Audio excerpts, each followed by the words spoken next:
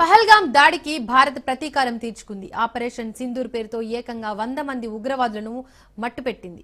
ఇందుకు సంబంధించిన వివరాలను ఉదయం 10 గంటలకు మీడియా సమావేశంలో భద్రతా దళాలు వెల్లడించనున్నాయి. పక్కా సమాచారంతో ఆత్మాహుతి డ్రోనర్లను ప్రయోగించారు.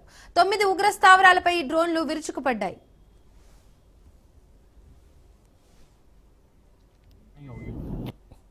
अगर उन्होंने 4 की याद करेंगे तेरा मस्ती खाली दिवाली भाई।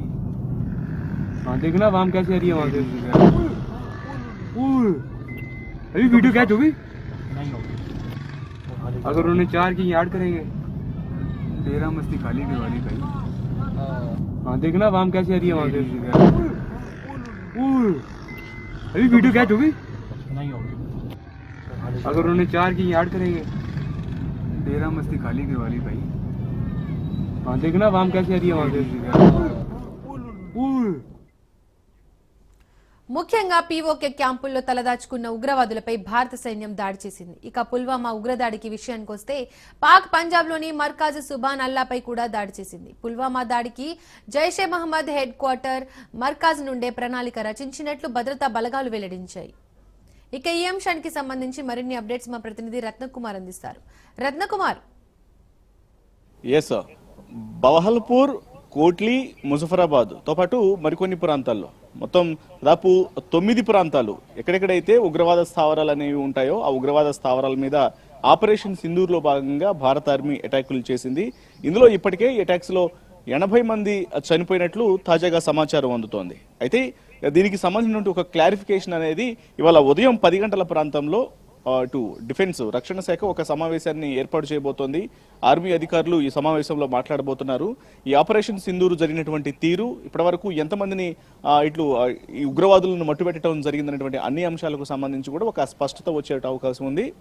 ఆక్రమిత కశ్మీర్ తో పాటు మరి మొత్తం 9 ప్రాంతాల్లో జరిగినటువంటి అటాక్స్ లో జైషే మహమ్మద్ అలాగే లష్కర్ ఏ తోయిబా ఈ రెండు ప్రధాన ఉగ్రవాద గ్రూపులు అనేవి గత చాలా కాలం నుంచి కూడా పూర్తిగా అనేక ప్రాంతాల్లో కూడా ఈ యొక్క ఉగ్రవాదులను ఉసిగొల్పి దాడులకు పాల్పడుతున్నటువంటి విధానానికి సంబంధించి కూడా ఇప్పుడు ఆ 2 ప్రాంతాలను కూడా గుర్తించి వాటి మీద అటాక్స్ చేసి దాదాపు 80 మంది ఉగ్రవాదులను మట్టుబెట్టినట్లు కూడా ఇప్పటికే ఒక సమాచారం అయితే అందుతోంది. రెండింటికి సంబంధించి ఎప్పటికప్పుడు ఆ ప్రధాని మోడీ ఒకవైపున సెంట్రల్ మినిస్టర్లతోనూ అలాగే ఆర్మీతోనూ ప్రతి ఒక్కరితో కూడా నిరంతరం సమావేశం అవుతూ ఉన్నారు.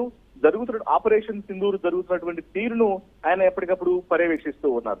ఇక ఇప్పటికే జాతీయ భద్రతా సలహాదారు అజిత్ దోవల్ తో సమావేశం ఏర్పాటు చేసిన తర్వాత రాత్రి 1:44 ప్రాంతంలో అర్ధరాత్రి దాటిన తర్వాత ఈ యొక్క అంటే ఉన్న పళాన ఒక్కసారిగా పాకిస్తాన్ కు షాకిస్తూ పాక్ ఆక్రమిత కశ్మీర్ లోను ఉగ్రవాద స్థావరాలలోనూ ఈ అటాక్స్ అనేవి చేయడం జరిగింది. ఇక వీటికి సంబంధించి జరిగినటువంటి దాడులకు సంబంధించి ఆపరేషన్ సింధూర్ పై దేశవ్యాప్తంగా కూడా ప్రశంసలు వెల్లువెత్తుతున్నాయి. ప్రతి ఒక్కళ్ళు కూడా ప్రస్తుతం ఎక్స్ వేదికగాను సోషల్ మీడియా మాధ్యమాల్లో కూడా రియాక్ట్ అవుతున్నారు. ముఖ్యంగా ఈ ఉగ్రవాదులు జరిగినటువంటి దాడులకు సంబంధించి ఎవరైతే బాధితులు ఉన్నారో బాధిత కుటుంబాలు కూడా కొంత అటు సంతోషాన్ని వ్యక్తం చేస్తూ ఉన్నాయి. ఖచ్చితంగా ఈ అటాక్స్ అనేవి ఇటు ఉగ్రవాదానికి గుణపాఠంగా మారాలి, ఉగ్రవాదులను తుడిచిపెట్టే విధంగా ఉండాలంటూ కూడా ప్రతి ఒక్కళ్ళు కూడా తెలియజేస్తూ ఉన్నారు. దీనికి సంబంధించి మరోవైపు ఈ యొక్క అటాక్స్ లో భాగంగా ఇటు నేవీ, మరోవైపున ఎయిర్ ఫోర్స్, ఆర్మీ 3 త్రివిధ దళాలు కూడా సంయుక్తంగా ఈ యొక్క ఆపరేషన్ సింధూర్ లో పాల్గొన్నట్లు తెలుస్తోంది.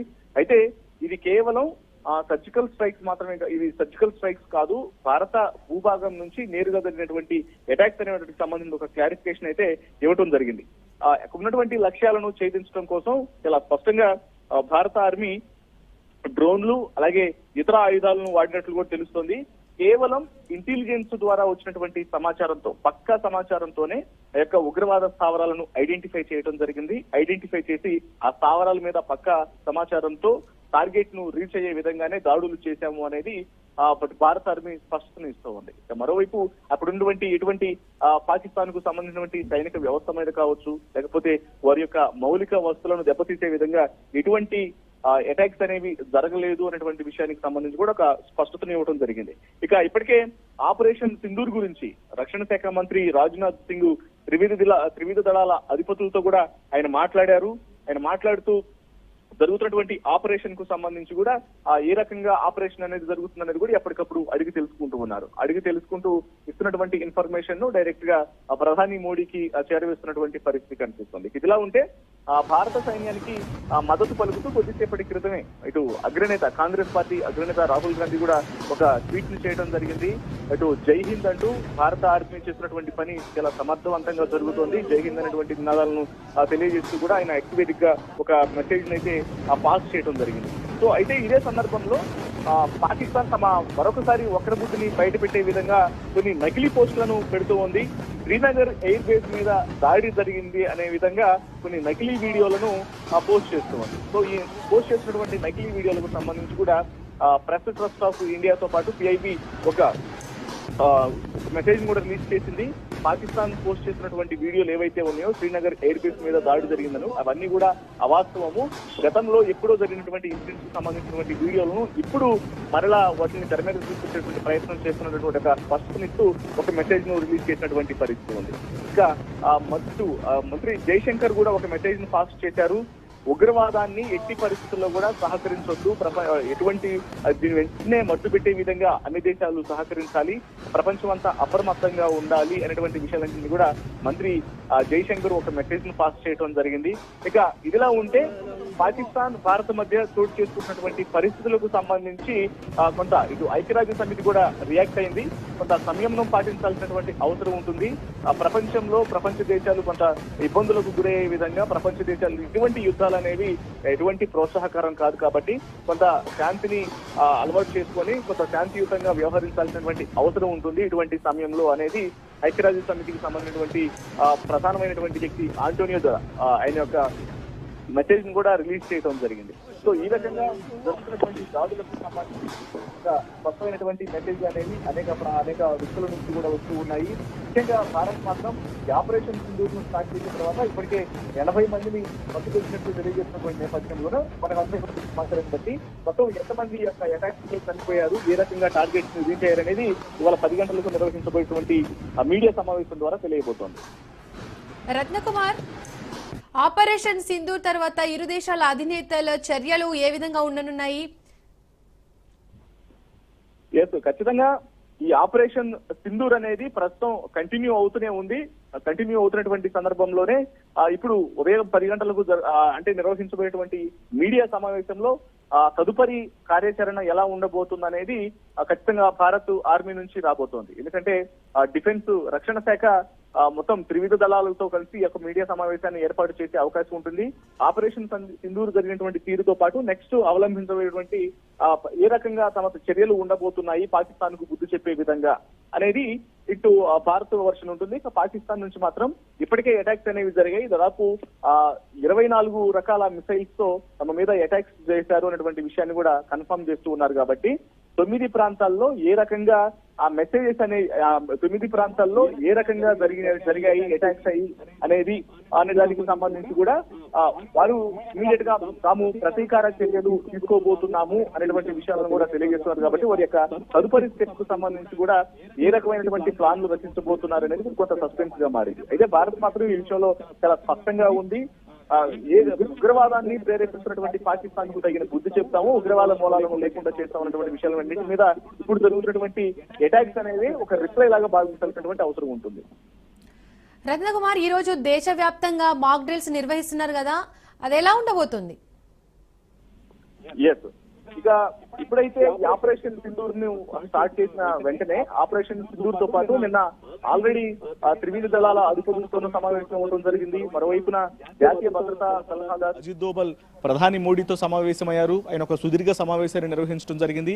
రక్షణ శాఖ ఒకవైపున ఇటు సెంట్రల్ మినిస్టర్లు ప్రతి ఒక్కళ్ళు కూడా, ఎందుకంటే జరగబోతున్నటువంటి ప్రస్తుతం దాడులకు సంబంధించి ఇప్పటికే కొన్ని ఎయిర్పోర్ట్లను దాదాపు 9 రకాల ఎయిర్పోర్ట్లను, ఎందుకంటే ఈ యుద్ధ ప్రభావం అనేది కనిపించేటువంటి ప్రాంతాల్లో ఉన్నటువంటి ఎయిర్పోర్ట్లను కూడా క్లోజ్ చేసినటువంటి పరిస్థితి ఉంది. ఇవాళ మధ్యాహ్నం 12 గంటల వరకు కూడా ఇదే పరిస్థితి ఉండొచ్చు అనేటువంటి విషయాలను కూడా కన్ఫర్మ్ చేస్తూ ఉన్నారు. ఎందుకంటే యుద్ధ ప్రభావం అనేది ఆయా ప్రాంతాల్లో చాలా ఎక్కువగా ఉంటుంది కాబట్టి సో వీటికి సంబంధించి దాదాపు 9 వరకు ఈ యొక్క ఎయిర్పోర్ట్లను క్లోజ్ చేసేటువంటి అవకాశాలు ఉంటాయి. మరోవైపు మాక్ డ్రిల్ అనేది దాదాపు 244 జిల్లాల్లో జరగబోతోంది. ఈ 244 జిల్లాల్లో జరగబోతున్నటువంటి మాక్ డ్రిల్కు సంబంధించి కూడా ఆయా ప్రాంతాల్లో ఉన్నటువంటి ప్రజలను కూడా అప్రమత్తం చేస్తున్నారు. మనం సోషల్ మీడియా వేదికగా చూసినట్లయితే కొంతమంది సెలబ్రిటీలు సైతం దీని మీద రియాక్ట్ అవుతున్నారు. తాము ఎవరెవరైతే ఈ 244 జిల్లాల్లో ఉండి ఈ కోసం కొంతమంది సెలబ్రిటీలు కూడా ముందుకు వస్తున్నారు. ఎందుకంటే మాక్ డ్రిల్ నిర్వహిస్తున్నటువంటి సందర్భంలో కొంత పవర్ ఎలక్ట్రికల్ పరమైనటువంటి అంతరాయాలు కలిగేటువంటి అవకాశాలు ఉంటాయి. విమాన సర్వీసులు అనేవి ఆగిపోతూ ఉంటాయి. కొన్ని కంపెనీలకు సంబంధించినటువంటి సర్వీసెస్ అనేవి పూర్తిగా క్లోజ్ చేయడం జరుగుతుంది, వాటిని ఆపివేయడం జరుగుతుంది. కాబట్టి సో వీటన్నిటికి సంబంధించి కూడా అలర్ట్స్ జారీ చేసిన నేపథ్యంలోనే ప్రజలు ఏ రకంగా అప్రమత్తంగా ఉండాలి, తమ ఆహార సరఫరాను ఏ రకంగా స్టోర్ చేసుకుని పెట్టుకోవాలి, మరోవైపున ఏదన్నా యుద్ధ ప్రభావం అనేది తమ ప్రాంతాల్లో కనిపించినప్పుడు ఇమ్మీడియట్ గా రక్షణ అంటే కొంత సురక్షిత ప్రాంతాలకు ఏ రకంగా తరలి వెళ్లాలనే దానికి సంబంధించినటువంటి మాక్ డ్రిల్ అనేది వాళ్ళ జరగబోతోంది. ఇమ్మీడియట్ గా ఏదైనా ఇబ్బందికరమైనటువంటి పరిస్థితులు తలెత్తితే మాత్రం బంకర్లలోకి ఇమ్మీడియట్ గా ఎట్లా వెళ్ళాలి అనే విషయాల మీద కూడా ఒక అవగాహన అనేది కల్పించబోతున్నారు.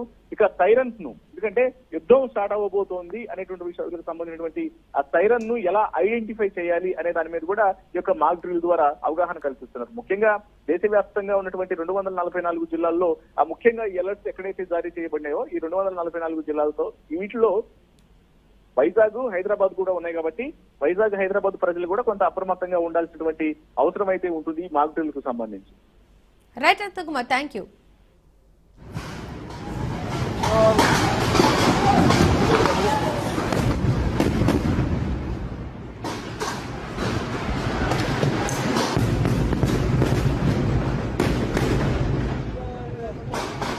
أشهد أن لا إله إلا الله